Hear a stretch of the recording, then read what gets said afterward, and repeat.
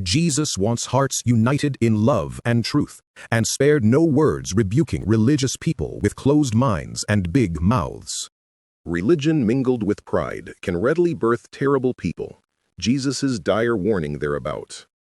Beware of the scribes, which desire to walk in long robes, and love greetings in the markets, and the highest seats in the synagogues, and the chief rooms at feasts, which devour widows' houses, take advantage of the weak, and for a shoe make long prayers. The same shall receive greater damnation. For I say unto you, that except your righteousness shall exceed the righteousness of the scribes and Pharisees, ye shall in no case enter into the kingdom of heaven. Luke 20:46-47. Matthew 5:20. These dire warning verses, as to fit our day, and in expanded form could read, beware of religious people who love to wear their fine clothes to church, and love their social religion and friends, and love to sit in church and hear how special and much better they are than the evil world, and who love to defend and declare teachings that are popular among their friends, and all that brings them honor and acceptance in their particular religious society. And beware of such people, because therewith they often blindly defend dire errors, with some even linked to suppressive doctrines of devils, and which being taught as God's laws, have bitterly oppressed and turned many away from God and even good law. 1 Timothy 4:1-4. And beware of such religious people, as they will devour and seek to crush all those who, by exposing error, threaten their honor, just as religious people killed the prophets in old times, and therefore these shall receive the greater damnation. For I say unto you, except your righteousness exceed the righteousness of the scribes and Pharisees, ye shall in no case enter into the kingdom of heaven. Jesus further speaking to terrible religious ones said, Ye serpents, ye generation of vipers, how can ye escape the damnation of hell? Matthew 23:33. And dare I mention, Jesus even spoke of God having more tolerance for Sodom than terrible religious people? Matthew 10:15, 11:24, Mark 6:11, Luke 10:12. And thus may we, as Jesus advocated, watch and pray, because churches and individuals who God provided with an excellent beginning can so slowly turn into terrible religious people, just as occurred to ancient King Saul.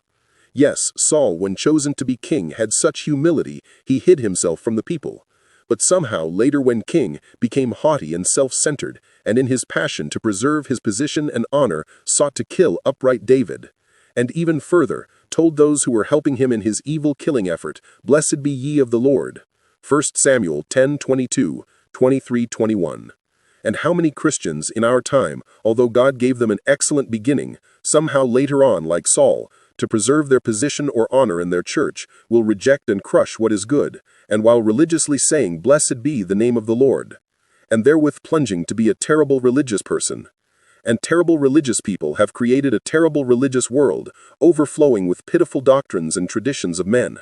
A tangled religious world divided into almost numberless opposing sects, which over the centuries has twisted God's word in most every direction, and invented all kinds of special paints and cover-ups to glorify the manners and doctrines of men, regardless how terrible. And although so divided, a world which neither reasoning nor miracles will move or touch, because every sect has convinced themselves their manners and doctrines are special and good, and those within each sect are determined to believe such and help convince each other of such.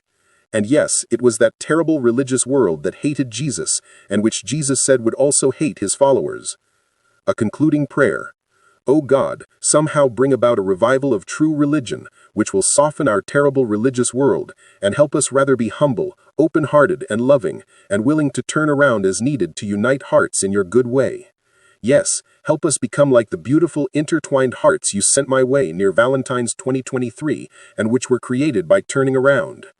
O God, somehow turn terrible religious people, which you painted and portrayed as having locked minds, closed eyes, and big mouths, to oppositely be meek, and quick to hear and slow to speak. James 1:19. O God, help religious people stop injuring themselves and others by blindly perpetuating past mistaken doctrines and harsh commandments of men, and all such because of pride, which often has a closed mind and hasty mouth.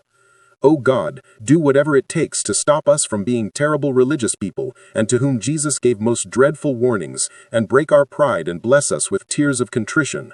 And, O God, may the many calamities or last days plagues presently coming upon our world wake up both terrible religious people and the non-religious, and cause many to find your good plan for both this life and the next, and bring a much-needed coming together.